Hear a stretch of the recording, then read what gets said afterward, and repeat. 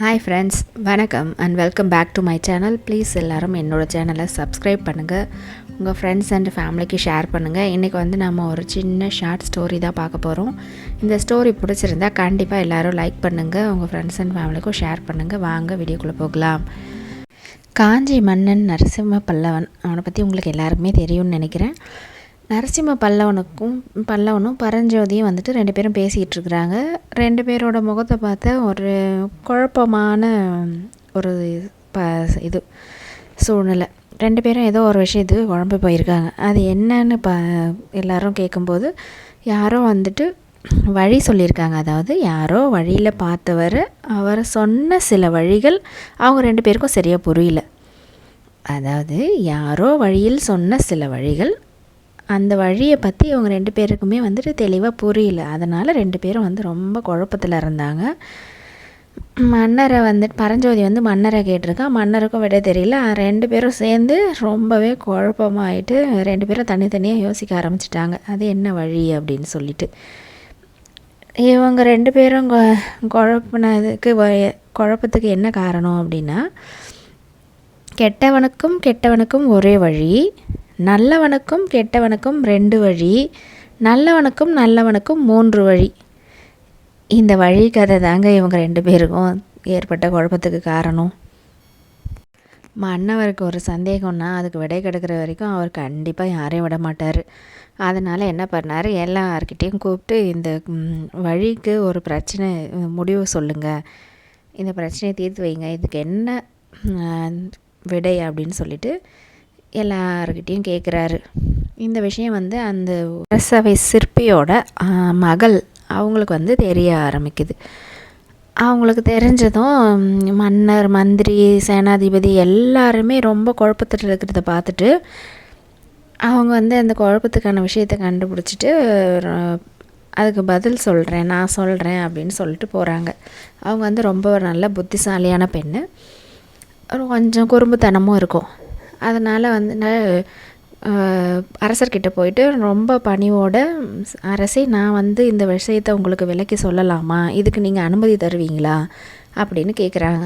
அதுக்கு அரசர் ஏற்கனவே அவர் ரொம்ப மண்டையை பிச்சிட்டு இருக்காரு, யாரோ ஒருத்தர் இதுக்கு விளக்கம் சொன்னால் போதும் அப்படின்னு சொல்லிட்டு, தாராளமாக சொல்லுங்கள், எங்களுக்கு இந்த வழிக்கான விடையை தேடி தான் நாங்களே தவிச்சிக்கிட்டு இருக்கிறோம், அதை நீ சொன்னால் போதும் அப்படின்னு சொல்லிட்டு அரசர் அந்த பொண்ணுக்கிட்ட சொல்கிறாரு.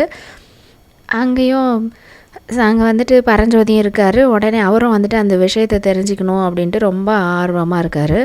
அப்போ சிற்பியோட மகள் சொல்கிறாங்க, அரசே, ஒரு குறுகிய பாதை இருக்குது அப்படின்னு வச்சுக்கோங்க. ஒரு ஊரில் ஒரே ஒரு வழி தான் இருக்குது, அந்த வழியில் தான் எல்லோரும் போகிறாங்க வர்றாங்க. எதற்கு வரவங்களும் அந்த வழி தான் போகணும், போகிறவங்களும் அந்த பக்கம் தான் போயாகணும்.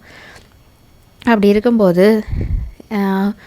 எதிர்க்க வருபவன் கெட்டவனாக இருந்தால், அதாவது இந்த சைடு போகிறவனும் அந்த சைடு வரவனும் ரெண்டு பேருமே கெட்டவங்களாக இருந்தால், அவன் வேலைக்கு செல்லட்டும் இவனும், இவன் வேலைக்கு செல்லட்டும் அவனும், ரெண்டு பேரும் ஒரே வழியில் ரெண்டு பேரும் இடிச்சுக்கிட்டு போவாங்க.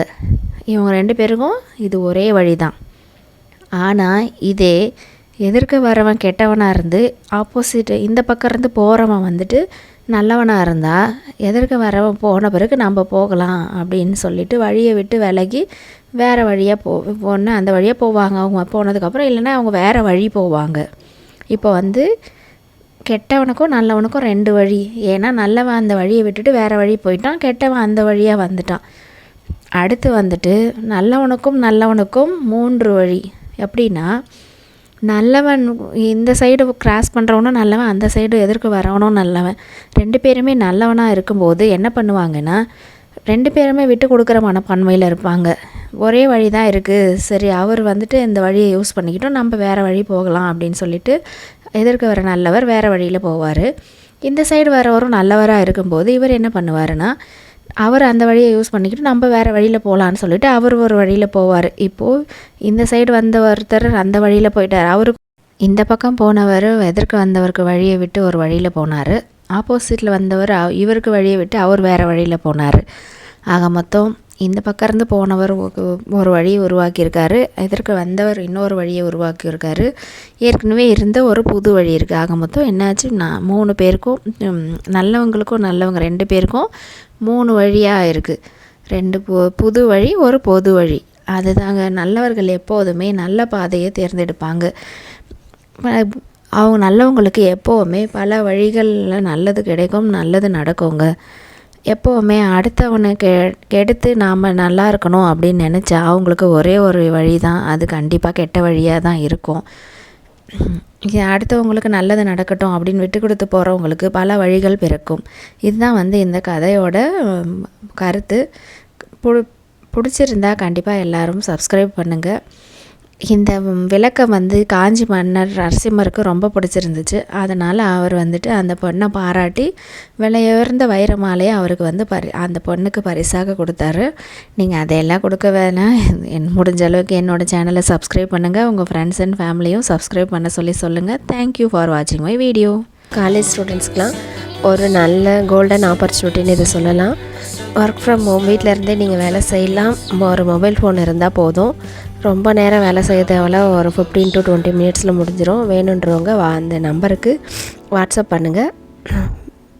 ஸ்கிப் பண்ணாதீங்க, பெரிய தப்பு. தினம் 300 ரூபாய் சம்பாதிக்க அரிய வாய்ப்பு. இன்ஸ்டாகிராம், ஃபேஸ்புக் பயன்படுத்த தெரிந்தால் போதும். Content post and content publishing மூலமா தினம் 300 ரூபாய் சம்பாதிக்கலாம். இந்த வேலை செய்ய 5 நிமிடம் போதும். Work training support, group communication support, all language customer live chat support, முக்கியமா சொந்தமா ஒரு பிசினஸ் ஸ்டார்ட் பண்ற அளவுக்கு உங்களால கற்றுக்கொள்ளவும் முடியும், சம்பாதிக்கவும் முடியும். இந்த வேலை வாய்ப்பு வழங்குவது 5 வருடத்திற்கு மேல ரன் ஆகிட்டு இருக்க நம்ம தமிழ்நாட்டு company school of business organisation private limited. மேலும் விவரங்களுக்கு டிஸ்கிரிப்ஷன்ல கொடுத்திருக்க நம்பருக்கு வாட்ஸ்அப் பண்ணுங்க.